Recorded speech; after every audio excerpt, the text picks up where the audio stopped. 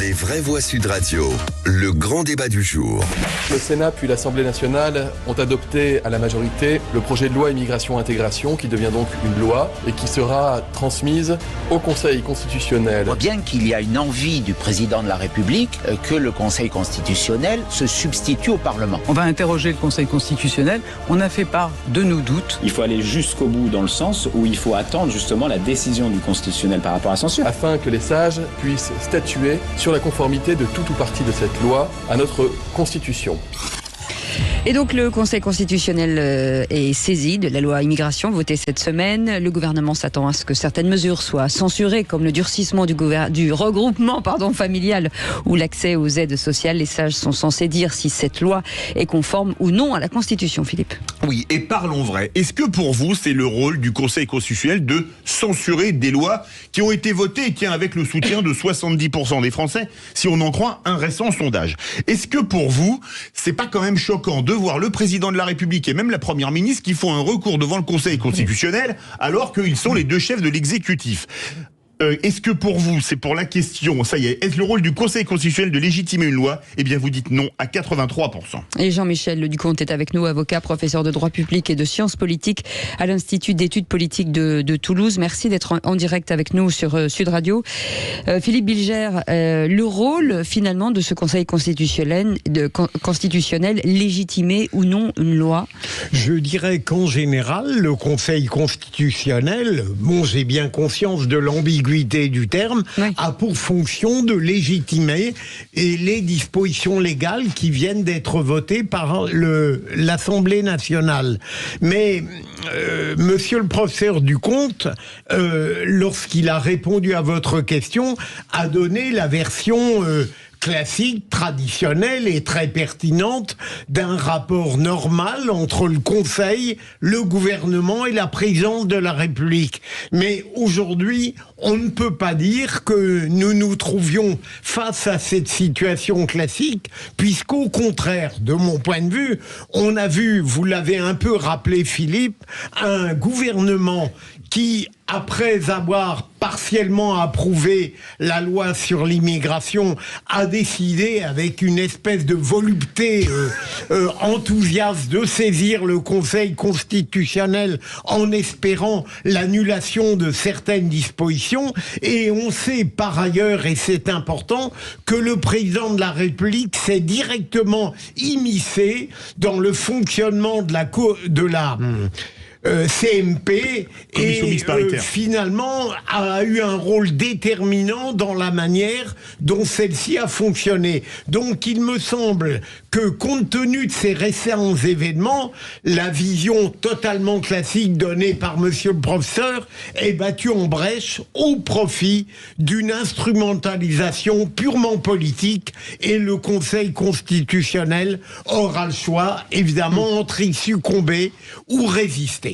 René Chiche. Oui, mais alors là, mon cher Philippe, vous parlez de ce cas précis, là, effectivement, ce qui est quand même assez absurde et qui a surpris beaucoup de monde. Effectivement, moi-même, j'ai été surpris qu'alors que la loi a été votée et a été mise en œuvre par le gouvernement, tout de suite après, on va au Conseil constitutionnel pour essayer de déposer des recours. Mais, attention, moi, si on voit d'un angle plus général, moi, je suis partisan d'une Cour suprême, entre guillemets, c'est pas le cas en France, c'est pas le nom, mais d'un Conseil constitutionnel qui effectivement n'est pas vraiment un contre-pouvoir, mais apporte quand même une certaine modération. On les appelle les sages d'ailleurs au Conseil constitutionnel, apporte une certaine modération par rapport à des débats parlementaires et politiques qui sont souvent très troublés, très agressifs, très anxiogènes. Ils apportent une modération, et je trouve que c'est bien que dans notre pays il y ait une institution comme ça. Et d'ailleurs, actuellement, depuis plusieurs années, il y a dans beaucoup d'autres pays les conseils constitutionnels, entre guillemets, ou les cours suprêmes qui sont pris en cible. Regardez aux États-Unis, très souvent, en Israël, juste avant les événements du 7 octobre, c'est à cause de ça, les événements. Donc moi, je trouve ça important qu'en France... Et dernière chose, dernier problème, effectivement, par contre, là, je suis d'accord avec ce que disait l'avocat. Mais Jean-Michel Ducomte. Jean-Michel Ducomte. C'est vrai que c'est, par contre, la constitution du Conseil constitutionnel qui, là, doit être... Exactement. Moi, je pense que c'est pas une garantie, comme disait monsieur le professeur, c'est pas une garantie à mes yeux qui est démocratique, c'est une garantie de l'état de droit. c'est pas exactement la même chose, puisque justement, plein d'épisodes de l'histoire, les plus terribles d'ailleurs, y compris au XXe siècle, ont montré que la démocratie pouvait justement accoucher des régimes autoritaires, des régimes liberticides et voire des régimes totalitaires à proprement parler. Donc en réalité, pour moi, c'est pas une garantie démocratique, puisqu'encore une fois, la démocratie peut aboutir aux pires abominations, en tout cas aux décisions qui amènent à certaines abominations. Je parle pas de la loi sur l'immigration spécifiquement, mais de manière beaucoup plus générale. Mais en revanche, c'est une garantie de l'état de droit. Faut relire Raymond Aron, Hannah Arendt, toute la réflexion sur le lien entre justement voilà, démocratie et totalitarisme, démocratie et régime autoritaire, etc. Et dans le cas présent, c'est une garantie effectivement de s'ériger un peu au-dessus des débats ambiants et de redonner un petit peu d'amplitude philosophique à ces questions. Jean-Michel Ducomte, le Conseil constitutionnel, il fait avant tout du droit ou de la politique ?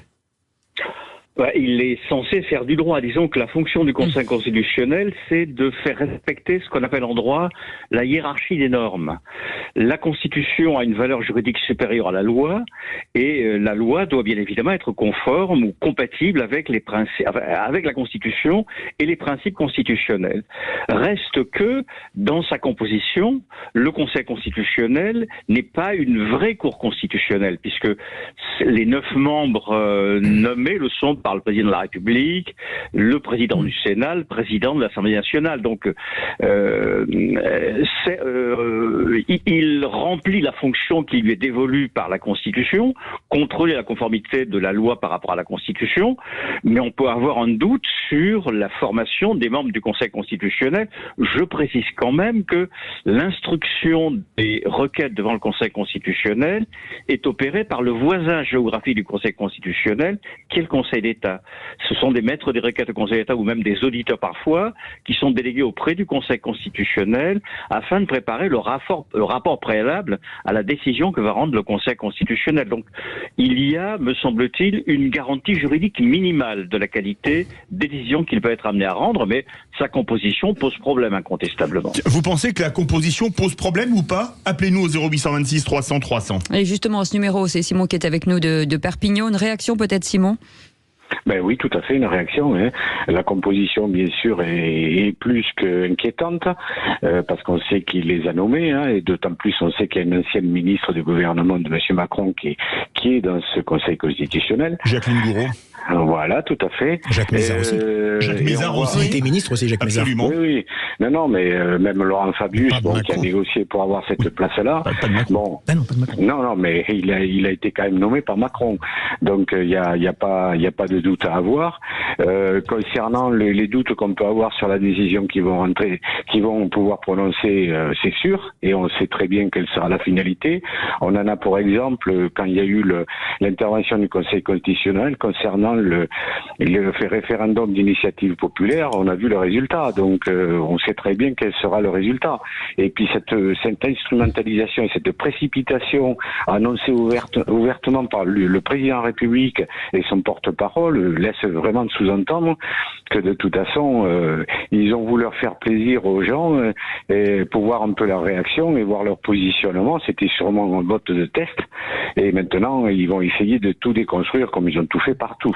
Je dirais un dernier exemple. Vous savez, quand vous donnez à manger un chien, une gamelle, et vous la lui retirez alors qu'il est affamé, au moment où il va se précipiter pour manger, vous savez ce qu'il fait, il vous mord. Donc je crois qu'il va falloir quand même qu'il fasse attention. Voilà, c'est tout ce que je voulais dire. Restez avec nous, Simon. Professeur, en fait, il y a un vrai problème de confiance, finalement.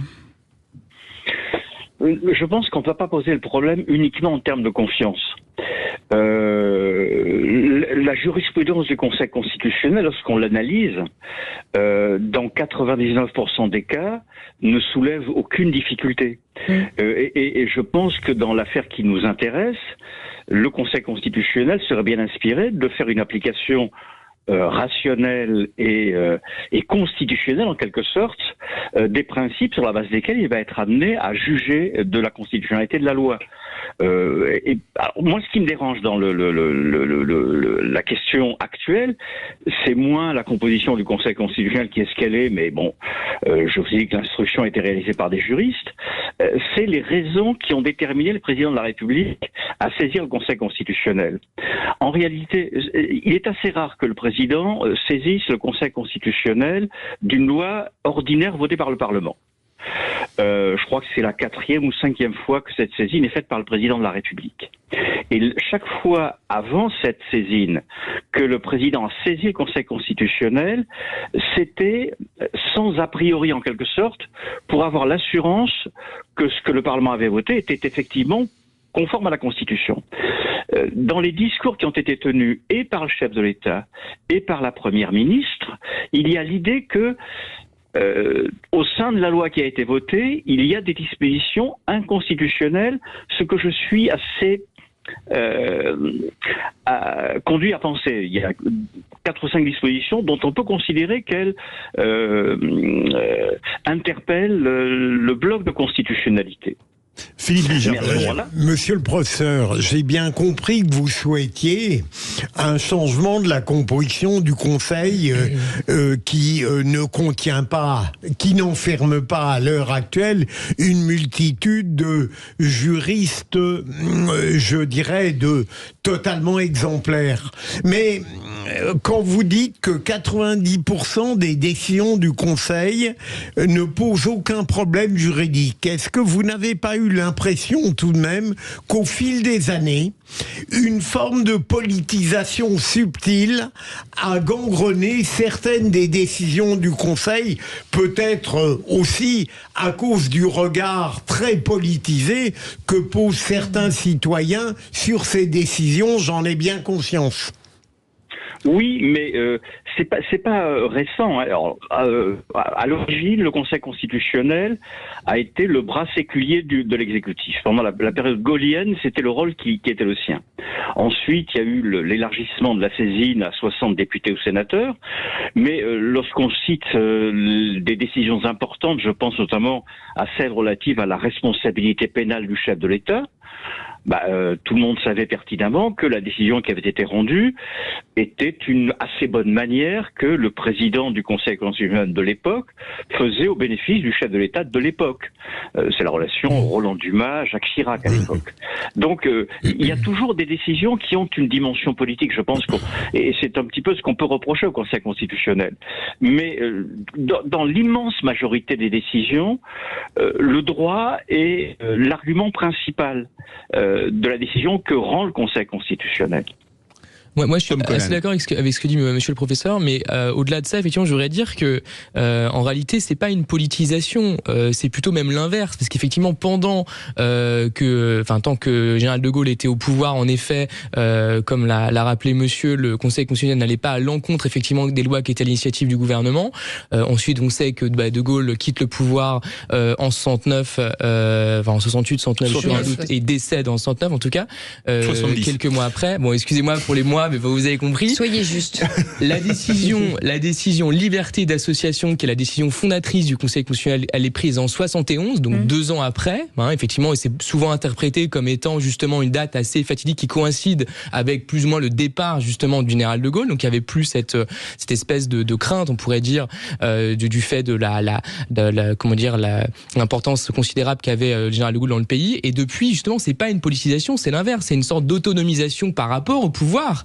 Parce que justement, le Conseil constitutionnel est en mesure de pouvoir prendre des décisions, et il y a plein de moments, ça a été le cas, qui sont contraires à ce que pouvait penser le gouvernement et sa majorité. René Chiche et ensuite Jean-Michel Duconte. Très bien. Justement, je voulais poser une question, monsieur, justement, parce qu'il y a toujours une suspicion entre le lien entre les membres du Conseil constitutionnel et ceux qui les nomment, c'est-à-dire le président de la République. Alors voilà. Alors, Maître Duconte, j'aimerais savoir, à votre avis, est-ce qu'il y aurait une autre solution pour nommer ses membres, et par qui? Et dernière chose, est-ce qu'on pourrait envisager une république sans Conseil constitutionnel?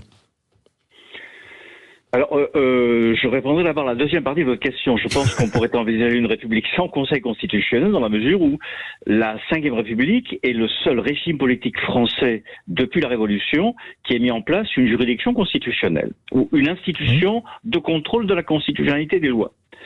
En ce qui concerne la nomination, si on admet que le Conseil constitutionnel est au sommet de l'ordre juridictionnel français, si c'est l'autorité qui chapeaute le pouvoir judiciaire au sens de la séparation des pouvoirs, je pense qu'il faut adopter un système de désignation qui soit à peu près celui qu'on retrouve pour la désignation des magistrats. Donc, il ne serait pas aberrant que on mette en place en France. Alors, il y a deux solutions. La première solution, ce serait de transformer l'une des hautes juridictions en juridiction constitutionnelle, mais il y aurait, je pense, à ce moment-là, une sorte de compétition entre la Cour de cassation et le Conseil d'État, où on pourrait admettre la réunification des ordres juridictionnels, ou enfin, on pourrait considérer que ces deux juridictions suprêmes de l'ordre judiciaire et administratif soient chapeautées par une juridiction paritaire entre les deux, qui aurait cette fonction de juge constitutionnel. Oui, bien sûr. Mais je pense que dans tous les cas, le Conseil constitutionnel aurait dû être saisi, puisqu'il y a des doutes sur la constitutionnalité de certaines dispositions, en effet, et comme effectivement les députés ou sénateurs peuvent le saisir, ça aurait été saisi dans tous les cas. Merci. Il est saisi par les députés et sénateurs. Hein. Oui, mais il a été président. Oui, mais là, le président, la première ministre, beaucoup de monde qui a saisi. Donc quel est le problème? Et parfois par Odéchiche, il essaye par Odéchiche parfois. Merci Jean-Michel Duconte, avocat, professeur de droit public et de sciences politiques à l'Institut d'études politiques de Toulouse. On vous souhaite de très belles fêtes de fin d'année. Dans un instant, beaucoup. Le qui c'est qui l'a dit. Donc c'est très bizarre. C'est très bizarre de dire ce mot-là après l'intelligence de notre invité. C'est assez complexe dans mon esprit. Parce que là, après, Jean-Michel Duconte est avocat. Vu ce qu'ils se mettent, il pourrait y avoir 20 dépôts de plainte après 3 questions. C'est très compliqué. Là, les esprits, les cerveaux vont se dérailler totalement dans un instant. Les cerveaux. Les cerveaux, oui, c'est ça. Enfin, ce qu'on appelle un cerveau. Allez, à tout de suite.